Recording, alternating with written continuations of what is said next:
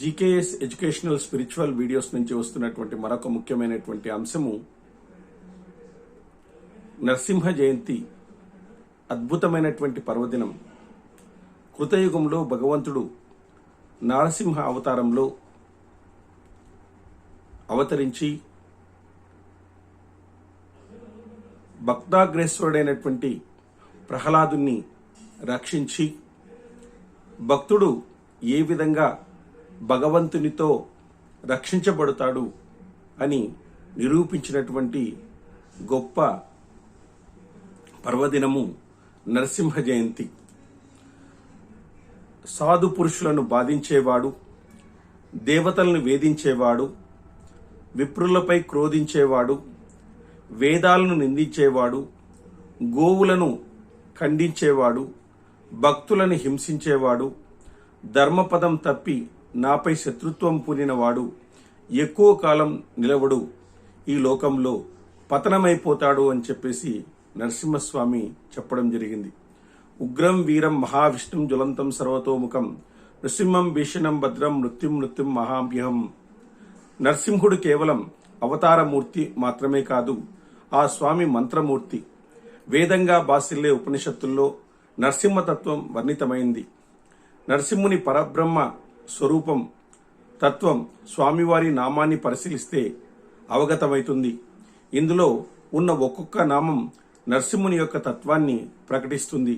ఉగ్రం అంటే ఉగ్రమూర్తి అని చెప్పేసి హూంకారాన్ని వినిపించినంత మాత్రంలోనే అంతర్గత బహిర్గత శత్రువులందరూ కూడా నాశనమవుతారు.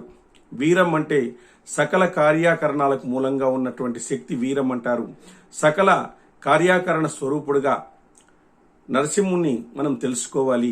అంటే కాజ్ అండ్ ఎఫెక్ట్ అంటారు కదా, ఆ విధంగా మహావిష్ణు అంటే అన్ని లోకాల అంతటా ఉండే నరసింహతత్వానికి ఈనాడు ప్రతీక. సకల ప్రపంచంలోని జీవరాశులన్నింటిలో కూడా తను వ్యక్తంగాను అవ్యక్తంగాను పరమాత్మ బాసిల్లుతున్నాడు, అంటే అంతర్యామిగా ఉంటున్నాడు. జ్వలంతం అంటే ఇది యోగతత్వం.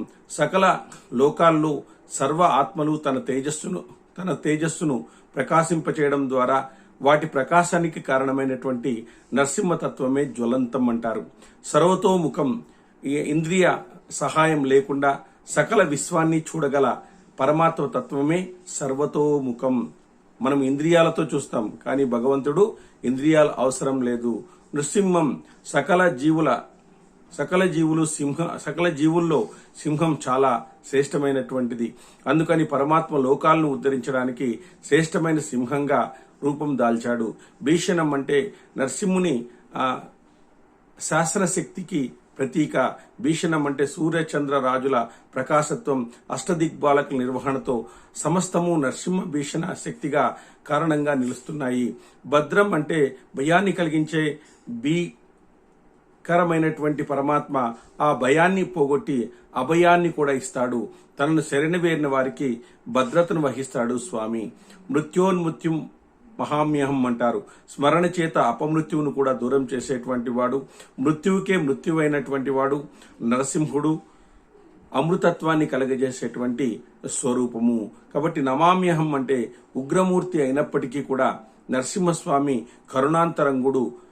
కన్న బిడ్డను అదిలించేటప్పుడు ఎలా ఉగ్రత్వాన్ని ప్రదర్శిస్తాడు, పరమాత్మ కూడా అంతే. ఆ విధంగా ఆయనలోని శాంతమూర్తిని ఉపాసన చేస్తే సకల శుభ పరంపరలు కలుగుతాయి అని చెప్పేసి ఆ విధంగా చెప్పడం అనేటువంటి జరుగుతుంది. జీకేఎస్ ఎడ్యుకేషనల్ స్పిరిచువల్ వీడియోస్ నుంచి వస్తున్నటువంటి మరొక ముఖ్యమైనటువంటి విషయము నరసింహ జయంతి అద్భుతమైనటువంటి పర్వదినం. ఈ జయంతి యొక్క అంతరార్థాన్ని, పరమార్థాన్ని ఒకసారి మనము ఇందులో చర్చిద్దాం. అనంతమైనటువంటి ప్రకృతిలో అణువులో పరమాత్మ నిండి ఉన్నాడని ప్రహ్లాదునికి తెలుసు. అందుకే వేలెత్తి అతను ఒక స్తంభాన్ని చూపించాడు. దాన్ని చీల్చుకుని భగవంతుడు సాక్షాత్కరించాడు.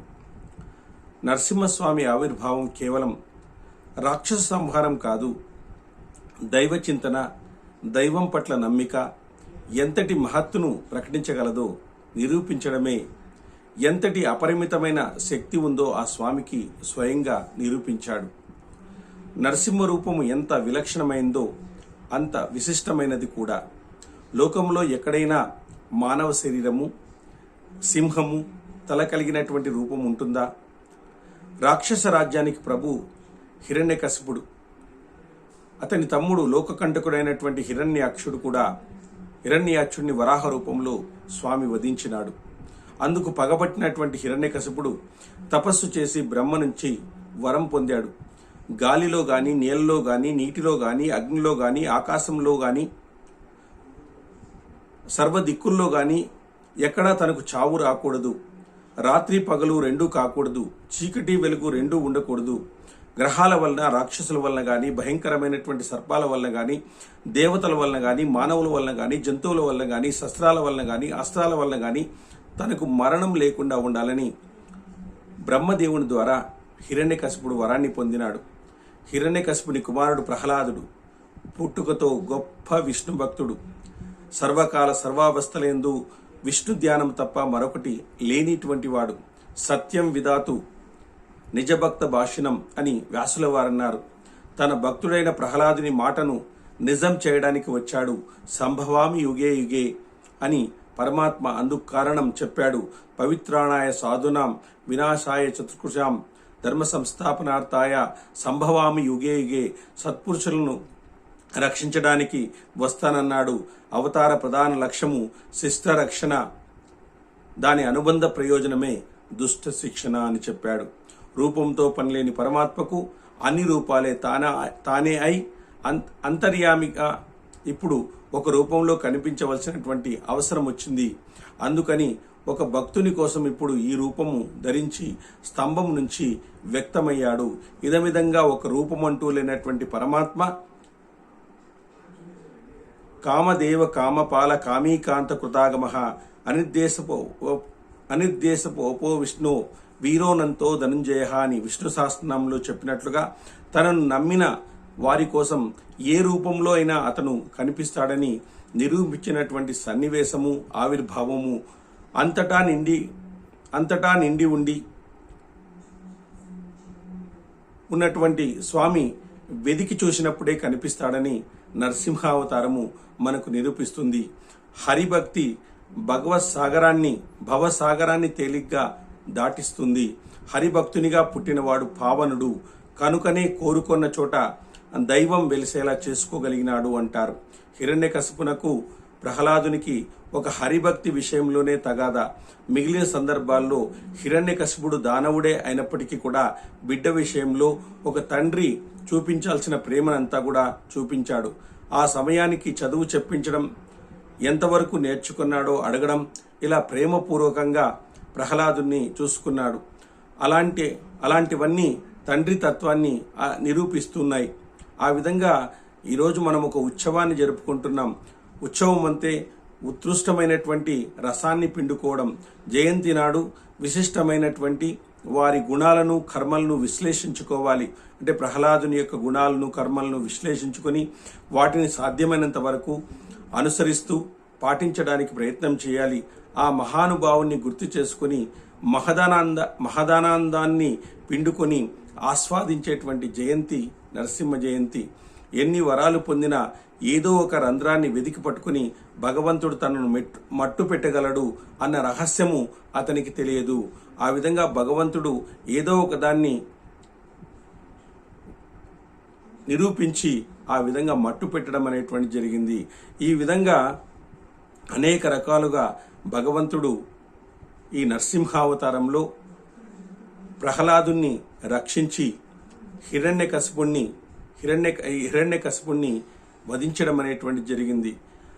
ఆ విధంగా నరసింహస్వామి ప్రత్యక్షమైన తర్వాత ప్రహ్లాదుని వరం కోరుకోమంటాడు.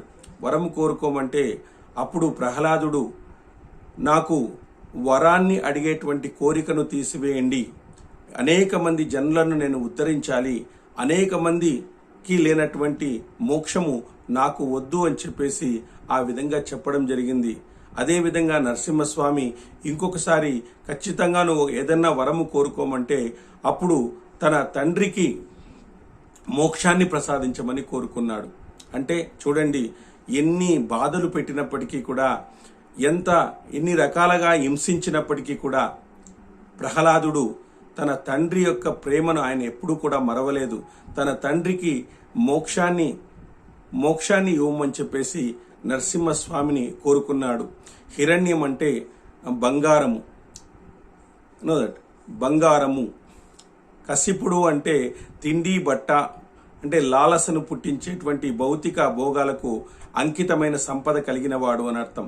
ఈ భోగభాగ్యాలకు అంతు రాకూడదని అతను గొప్ప తపస్సు చేశాడు. అందువల్లనే ప్రహ్లాదుడు అన్నాడు, చదువుల్లో మర్మం ఎరిగితే తండ్రి, అన్ని చదువుల్లోని సారమును రహస్యాన్ని తెలుసుకున్నాడు. అన్ని చదువులు హరిభక్తి ముందు సమానం కావు, హరిభక్తి ఒకటే నిజమైన చదువు అన్నాడు. దానవేశ్వర, లోకాలన్నీ క్షణంలో జయించావు, కానీ నీలోని మనసును ఇంద్రియాలను గెలవకపోయినావు. వాటి ముందు నువ్వు ఓడిపోయినావు. నిన్ను కాదు, క్రోధ లోభ మోహ మదమాశ్చర్యాలు, కామక్రోధ లోభ మోహ మదమాశ్చర్యాలనే 6 శత్రువులు నిన్ను బందీ చేశాయి. ఆ భయంకరమైనటువంటి శత్రువులను జయించి నశింపచేసినట్లయితే ప్రాణికోట్లో నీకు విరోధి అనేటువంటి వాడు ఎవడూ ఉండడు. నా విన్నపం మన్నించు. తండ్రి, భగవంతుడైన విష్ణువు లేని చోటు విశ్వములో లేదు. సముద్రంలో ఉన్నాడు, సమీపంలో ఉన్నాడు, ఆకాశంలో ఉన్నాడు, అవని మీద ఉన్నాడు, అగ్నిలో ఉన్నాడు, అన్ని దిక్కుల్లో ఉన్నాడు, రాత్రి ఉన్నాడు, పగలు ఉన్నాడు, సూర్యునిలో ఉన్నాడు, అన్ని చోట్ల భగవంతుడున్నాడు. చంద్రునిలో ఉన్నాడు, ఓంకారంలో ఉన్నాడు, శ్రీకారంలో ఉన్నాడు, త్రిమూర్తులలో ఉన్నాడు. పురుష స్త్రీ నపంసుక వ్యక్తుల్లో కూడా ఉన్నాడు. అక్కడ ఇక్కడ వెతకడం దేనికి? సర్వేశ్వరుడు ఒక చోట అని ఏమిటి? అంతటా నిండి ఉన్నాడు. ఇందుగలడందులేడిని సందేహం వలదు,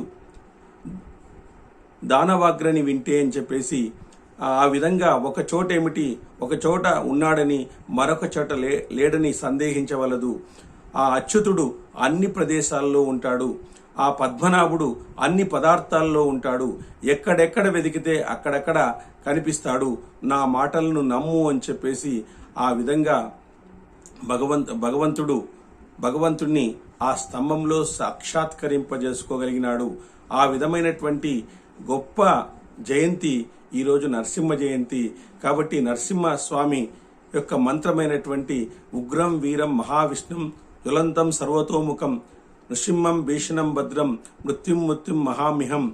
నేను సంసార చక్రానికి భయపడతాను, నీ రూపాన్ని చూసి నేను భయపడను.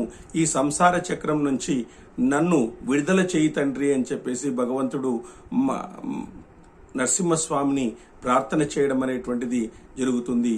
కాబట్టి ఈ విధంగా మనం నరసింహస్వామి కృపకు మనమందరూ కూడా పాత్రులు కావడానికి ఈ నరసింహ మంత్రాన్ని అనేక మార్లు జపించి ఆ విధమైనటువంటి అమృతత్వాన్ని మనం ఈ జయంతి రోజు మనమందరూ పొందవాలని చెప్పేసి మనం విశేషంగా ప్రార్థిద్దాం అందరూ కూడా.